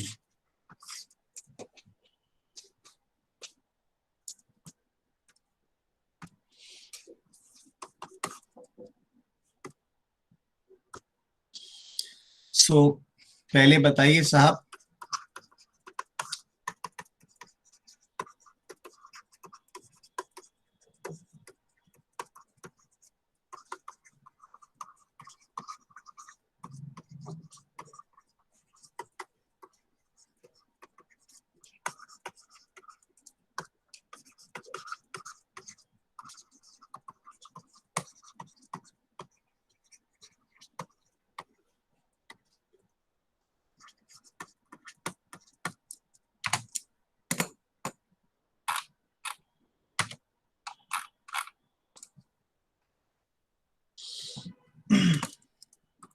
that is note 1। Since the life of the project is unequal, we have to apply annualized NPV method for evaluation। अरे कुछ बोलो बेटा, हम बोर हो जाएंगे ऐसे अकेले एक रूम में बैठे हैं, बोर हो रहे हैं, लग रहा ही नहीं पढ़ा रहे हैं। हम यस सर। नहीं सर, लिख तो रहे हैं। थोड़ा थोड़ा बात करो यार, मन एकदम खराब हो रहा है मेरा ऐसे ही, एकदम अच्छा नहीं लग रहा है, जी घबरा रहा है। अरे शुभम, तुम्हारा घर में सब ठीक है? तबीयत सबका? हाँ दादाजी दादी का क्या तबीयत ठीक नहीं था ना बीच में भी, अभी नॉर्मल है? हाँ हाँ ओके। पीयूसी तुम मंदिर जा रही हो? नहीं सर, कोविड हो गया था 10 लक्षण के टाइम से, तब से किस मंदिर नहीं गया। किसको? तेरे को? नहीं मतलब हाँ, मेरे को, पापा को, मम्मी को, हम लोग सबको हो गया था। ओ बाबा, मतलब पूरा ही जैनी लोग सब वहां पे गया होगा, इतना सारा लोग तुम लोग मिला होगा मंदिर में ना, किसी एक से फैल गया हाँ, होगा। सबको बोल दिए थे, सबको क्वारंटाइन हो गया था। मतलब हाँ 10 भाई, लक्षण के टाइम पे मंदिर जाते थे एवरीडे सुबह, वही वही कलश वही, के हाँ टाइम पे। 10 लक्षण के टाइम पर होता है ये। बहुत डिफिकल्ट बोल चीज दिए है। थे सबको कि क्वारंटाइन हो जाने के लिए। बहुत बहुत गंदा एक्सपीरियंस रहा होगा। बहुत ही ज़्यादा, मतलब डैड का थोड़ा प्रॉब्लम ज़्यादा हो गया था, तो यहाँ पे कोई हॉस्पिटल कुछ है नहीं, ये कोई ना कोई बेड है, और ट्रीटमेंट बहुत गंदा है, कुछ नहीं है यहाँ पे। फिर 2-3 दिन तक थे डैड, फिर उनका ये डाउन होने लग गया, ऑक्सीजन बहुत ज़्यादा। फिर यहाँ से एम्बुलेंस भी जा नहीं रहा था, कैलकाटा बोलता है नहीं जाएगा, कोई एम्बुलेंस नहीं मिला। कैलकाटा से एम्बुलेंस बुलवाए, फिर मम्मी और डैड को एम्बुलेंस से कैलकाटा भिजवाए। फिर वहाँ पे हावड़ा में आईएलएस में थे वो लोग। उसके बाद मैं और भाई, यहाँ पे भाई को नहीं हुआ, मैं मतलब मॉम डैड को कोविड हो गया, तो मैं सारा काम कर रही थी। तो मैं मॉम के साथ कांटेक्ट में आई, तो मेरा भी बाद में आया कोविड, मतलब मॉम डैड जब वाह। चले गए उसके बाद मेरा कोविड आया, और मैं और भाई घर पे अकेले थे। तो मैं फिर अलग क्वारंटाइन हो गई, फिर मैं अलग थी 14 दिन, मेरा भाई अकेला था घर पे, और मैं एक अलग रूम बाप में रे थी पूरा बाप। दिन। और वो खाना वाना, तो खाना पीना खाना कैसे? मेरे रिलेटिव्स रहते हैं अच्छा आस अच्छा, पास, चलो तो ठीक वो है। लोग नीचे दे जाते थे, फिर तिलक जाके, मतलब मेरा भाई जाके ले आता था खाना। फिर भी यार, अकेला एक घर में दो जन अलग अलग कमरे में, इट्स लाइक हैवॉक एकदम। सोच भी नहीं सकते हम लोग। नहीं, मेरा भी घर में ऐसा ही हुआ। जब वाइफ मेरी बीमार पड़ी तो she was in one room, I was in other room, कोई उपाय नहीं था हम लोग के पास।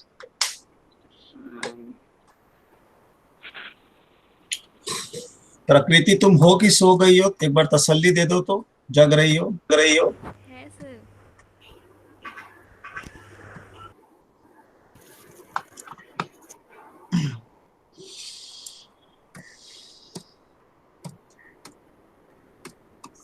चलिए बेटा, ये नोट 1 हुआ। सब आ गए क्या? Note 2, yes sir. इसको पहले लिखना, फिर मैं आगे बोलूंगा, समझाऊंगा।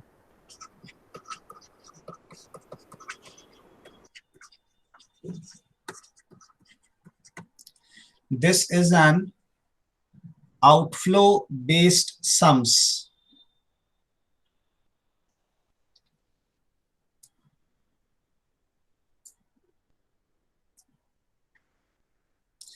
जिस सम में आउटफ्लो ज्यादा होता है और इनफ्लो की बात या तो नहीं या कम होती है, उस सम्स को बोलते हैं आउटफ्लो बेस्ड सम्स।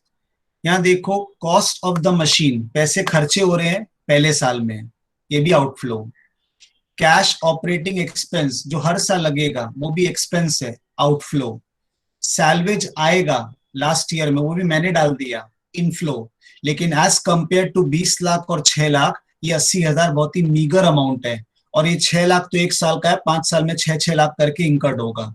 तो इस तरह का सम आइडेंटिफाइड हो जाता है, 2 एक्सपेंस 3 एक्सपेंस दिखते ही। तो this is an outflow based sums.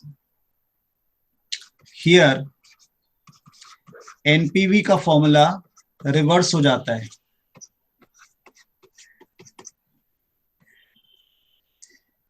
Common sense है, आउटफ्लो ज्यादा है तो आउटफ्लो माइनस इनफ्लो कर देते हैं, और एनपीवी सॉल्व हो गया। एनुअलाइज्ड एनपीवी भी सॉल्व हो गया, जैसे आना चाहिए था, वो सेम है, उसमें कोई दिक्कत नहीं है।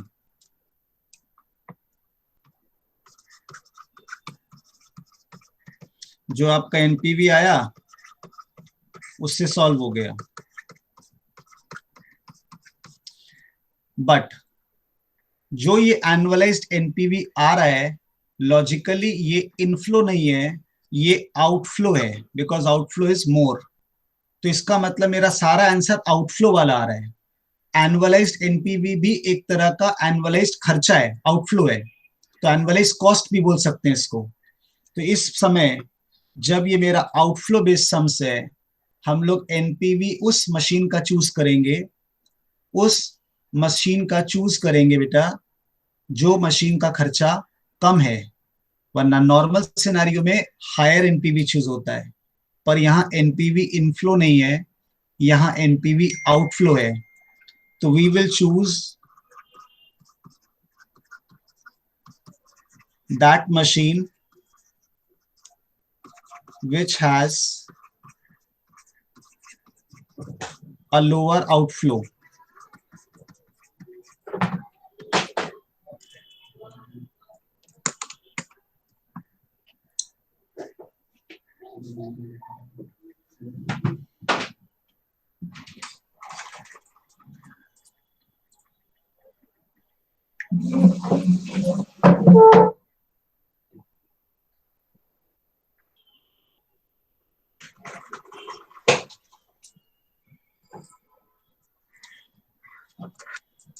Done बच्चों?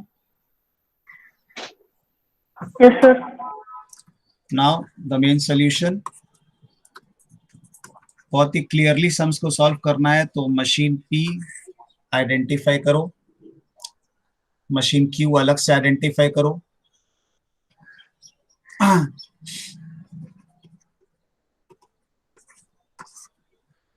पॉसिबल अगर हो सके, देखो मैंने लिख दिया, अभी थोड़ा बोला नहीं मैंने, इफ पॉसिबल हो सके तो हम लोग मशीन P Q का 2 कॉलम बनाए, इससे टाइम बहुत बच जाती है।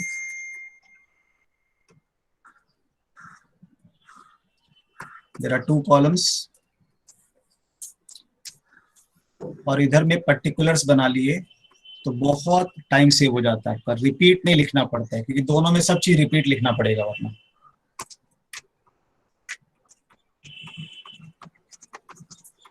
तो ये टाइम सेविंग डिवाइस है। शॉर्ट हैंड लिख रहा हूं अभी। Cash outflow 20 lakh, 36 lakh.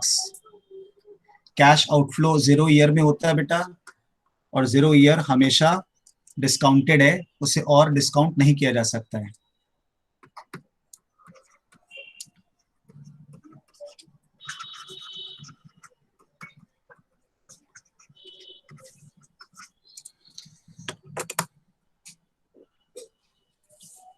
Present value of after tax cash expense, थोड़ा नया लगेगा।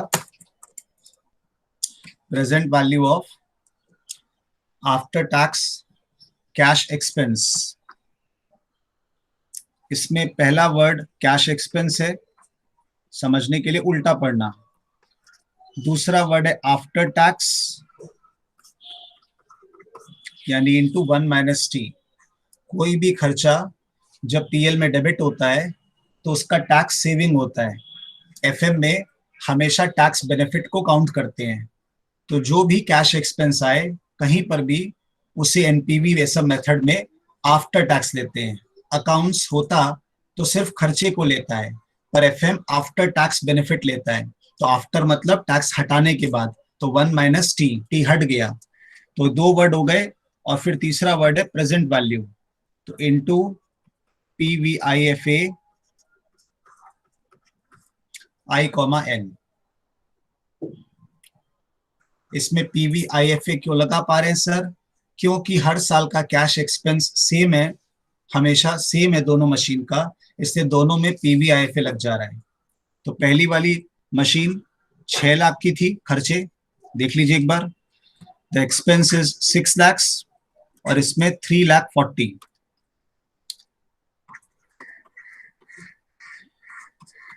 1 माइनस टैक्स रेट 40% था बच्चों, यहाँ पर ऊपर first line tax rate was 40% first line में,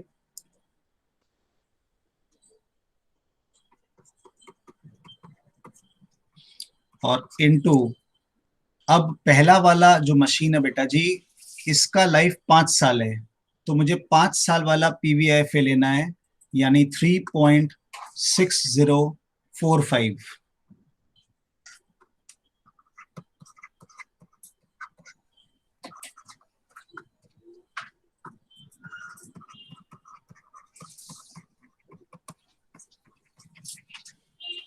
और इस वाले में कितना था जी? 4.9, 4.9676। Thank you.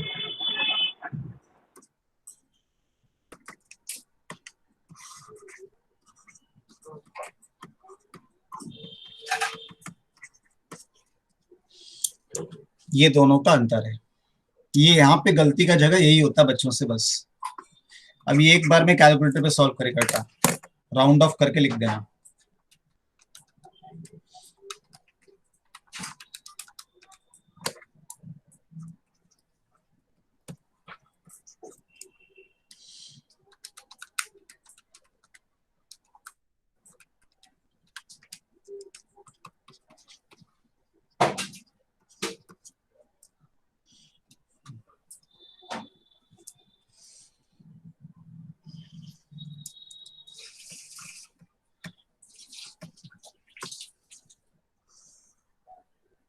Please confirm.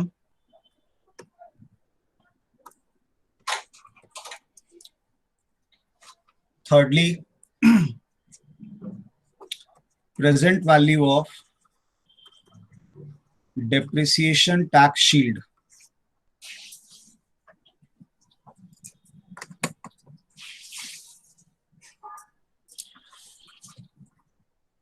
ये सम्स बोलेगा नहीं, खुद की समझदारी है कि मशीन अगर है भाई तो डिप्रिसिएशन हर साल ही हो रहा होगा।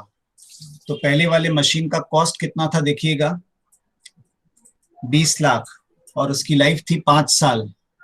तो 20 लाख 5 साल में डिवाइड अगर होगा तो अपना पर ईयर का डिप्रिसिएशन सिंपल है, स्ट्रेट लाइन मेथड लिया जाता है, कुछ ना बोला जाए तो 4 लाख रुपीज हो जाएगा। बट मैंने इस सम में क्या किया था बेटा, सैल्वेज को डाल दिया था, पहले नहीं था, मैंने डाल दिया था। तो अगर सैल्वेज आ गया है तब मेरे को मजबूरन लेना पड़ेगा original cost minus scrap value divided by estimated life. तो 20 लाख माइनस 80,000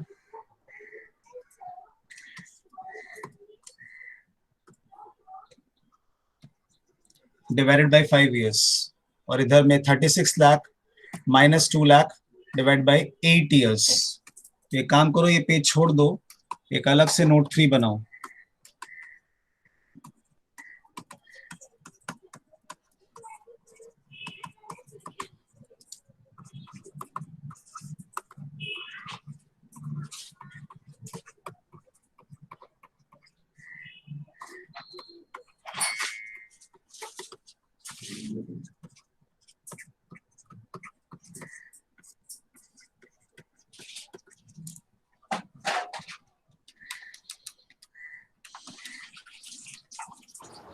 तो पहला वाला 3,84,000।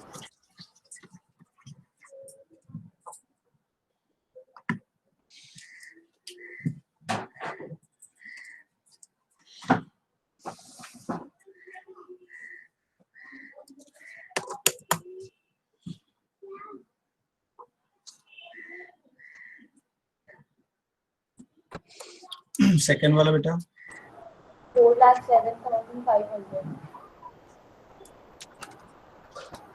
4,07,500। अब डेप्रिसिएशन आपका साहब एक नॉन कैश एक्सपेंस है। डेप्रिसिएशन अपना एक नॉन कैश एक्सपेंस है।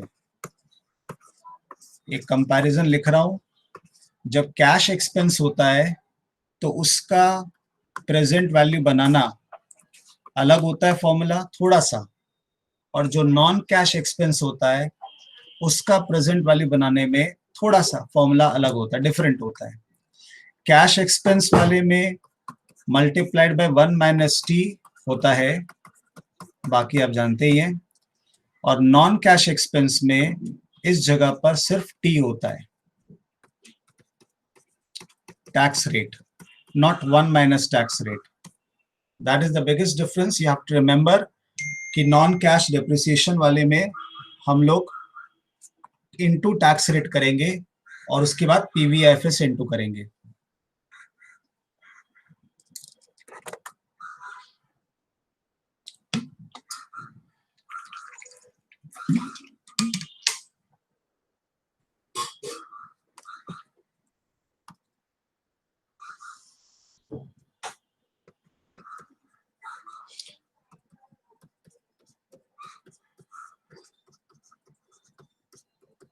यहाँ फॉर्मूला दिखाएंगे,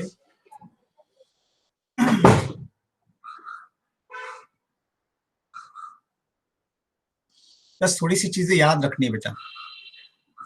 और डेप्रिसिएशन था इधर में 384,000,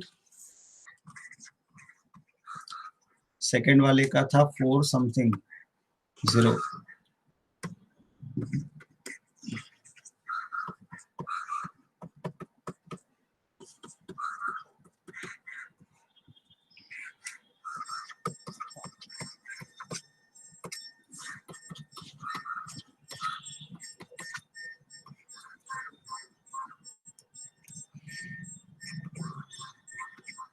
सर नोट्स पे दिखाए हैं तो फिर यहाँ पे कैलकुलेशन दिखाना जरूरी है?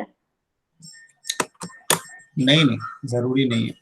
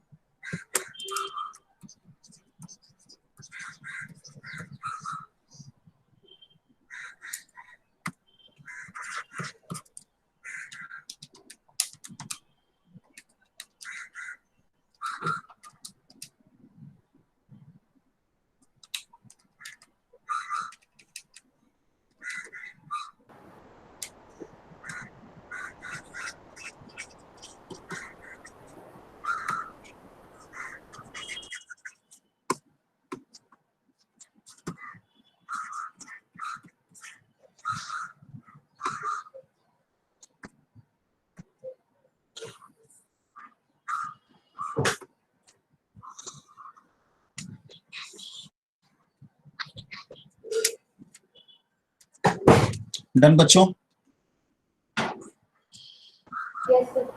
इसी टेबल में पूरा सम्स हो जाएगा। और देखो कितना टाइम तुम्हारा बच रहा है, वरना मशीन पी के लिए इतना सारा लिखो और सेम बात क्यू के लिए लिखो, पागल हो जाओगे, 1 घंटा लग जाएगा सम्स में और संभाल नहीं पाओगे सो अलग।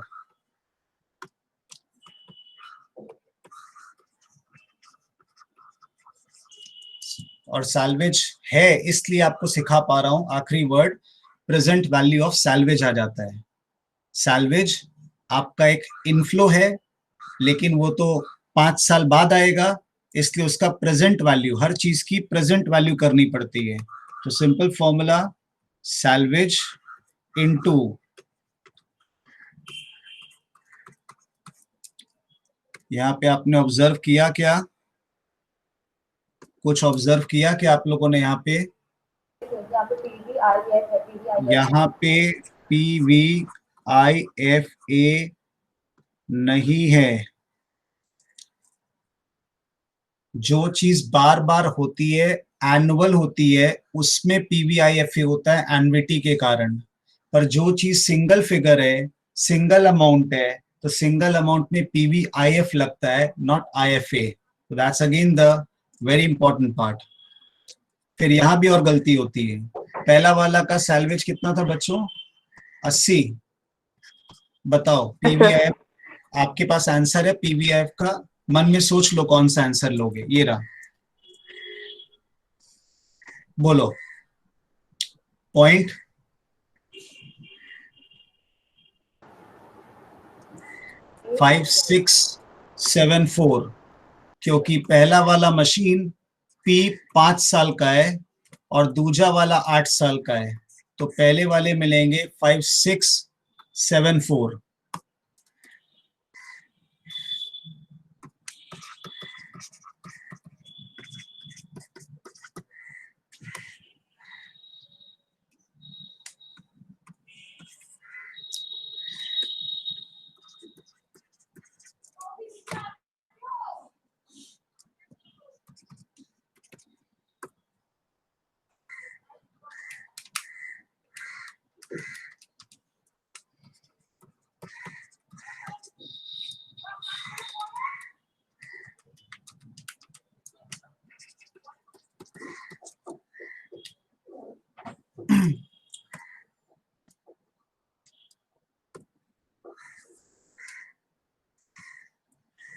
बोलो बच्चों, आया? Yes sir. आगे चल सकते हैं? अब अपनी जर्नी ऑलमोस्ट ओवर होने को है, पर अभी भी बहुत कुछ बाकी है, इसलिए हड़बड़ाएगा नहीं। 5th फिगर, अब अपने को NPV निकालना है साहब। But since it is an outflow based sums, the formula will be outflow minus inflow, present value of outflow minus inflow. अब बस धीरे धीरे जाइए ऊपर, हर एक टर्म को पढ़िए। आपका दिमाग क्या बोलता है? 1 नंबर क्या है? फटाफट बोलना है। Outflow inflow, please participate. 1 number outflow. Outflow. दूसरा नंबर, नाम पढ़ो, नाम नाम पढ़ोगे तो गेस नहीं करना पड़ेगा, नाम में जवाब है। Outflow. Cash expense, outflow. Outflow. तीसरा वाला नाम, डेप्रिसिएशन टैक्स शील्ड, शील्ड मतलब बचत। इनफ्लो। और सैल्वेज, आउटफ्लो। सैल्वेज, सैल्वेज का मतलब होता है बेटा पैसा आना। सैल्वेज, कोई सामान आप बेचते हैं तो कॉमन सेंस, आप पैसा कमाते हैं स्क्रैप वैल्यू से। म्यूट करिए अब। सो 1 + 2 -3 -4 भी लिख सकते हो, मैंने थोड़ा ऐसे लिख दिया है। निकाल भाई निकाल, एक जन पी निकाल, एक जन क्यू निकाल।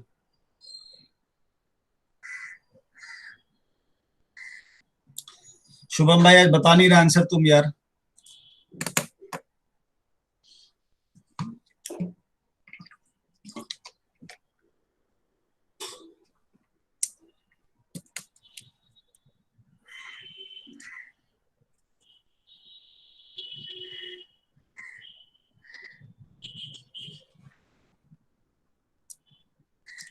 कोई भी आंसर नहीं है इतना देर में।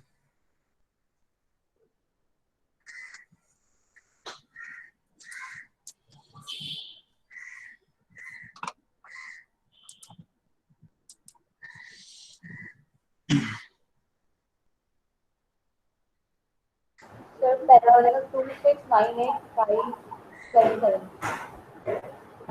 269857।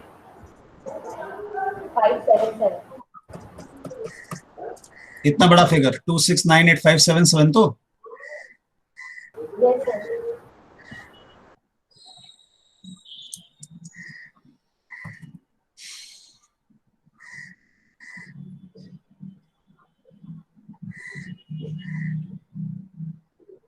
So 281085। किसका? इसका बोल रही है क्या? हाँ 10851। एक जन और कंफर्म कर लो।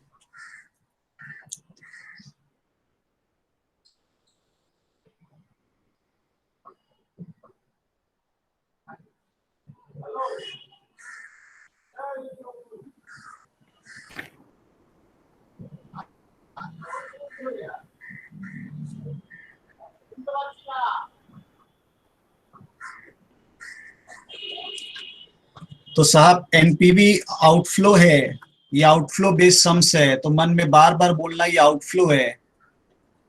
तो हम लोगों का आउटफ्लो इसमें कम लग रहा है और इसमें 281 ज्यादा लग रहा है, पर ये तो गलत। सेकंड वाला कोई और निकाला क्या? सेकंड वाले का मेरा 3 समथिंग आ रहा है। अच्छा सेकंड वाला भी कंफर्म नहीं हुआ है क्या? सब आलसी है, लोग बैठा हुआ है देख रहा है कि छोड़ो कोई निकाल देगा, कैसे पढ़ाई थोड़ी होता है। सर 3 वाले का आ रहा है 37229111 मेरा भी यही आ रहा बी है। का, हाँ मशीन क्यू का। हाँ चलो ठीक है, कंफर्म हो गया, ठीक कर ले बेटा।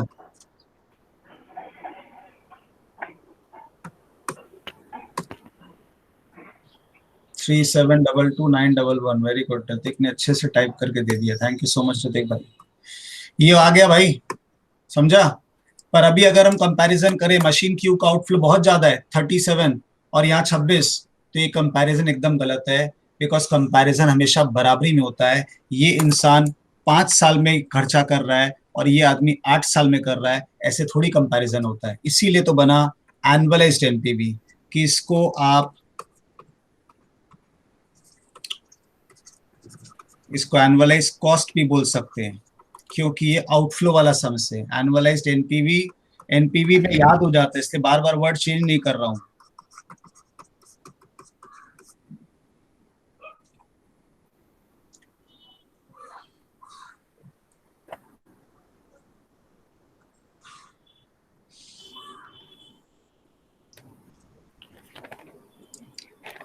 तो भाई 2698577 को आप PVIFS से डिवाइड करेगा, लेकिन 5 साल वाला बेटा भूल मत जाना, 5 साल वाला कितना था 5 साल वाला?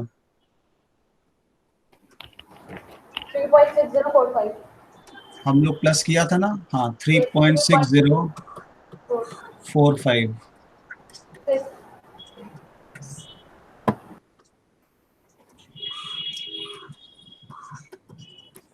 2.96 पहले वाले पे 7486 68.88 86 के बाद 69 ठीक है क्या? Yes sir. ओके, इधर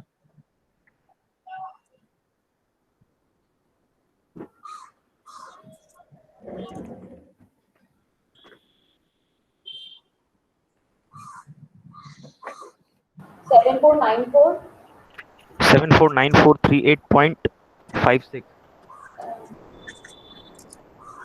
या फिर 39 भी ले सकते हैं। 9 लेंगे ना। हम्म। इतना आसपास आ रहा है आंसर, इतना पास पास। यस सर वाह वाह। अच्छा, आंसर हम तो चेंज कर दिया ना। तो देखो ये वाला फिगर 7486, यहां पर मेन अंतर है, तो 86 कम है, यानी ये मेरा लोअर है। एनपीवी का सम्स में हाई लेते, पर ये कॉस्ट बेस्ड सम्स है बेटा, ये खर्चा वाला सम्स है। तो खर्चे वाले सम में कम खर्चा अच्छा होता है ना, ज्यादा थोड़ी अच्छा होता है। तो नीचे लिखेंगे लास्ट लाइन कंक्लूजन, सुन के लिखेंगे conclusion, since it is an outflow based sums,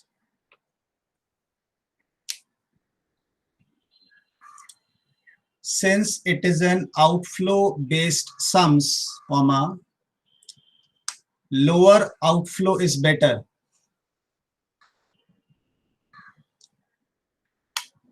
Hence machine P will be selected.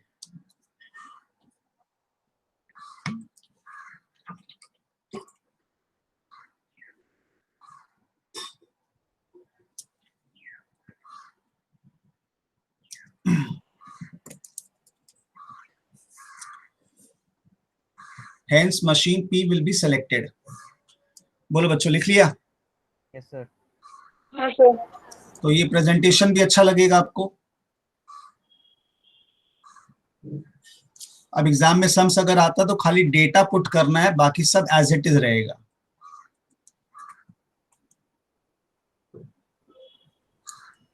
Any question on this? Yeah, up till this point? No, sir.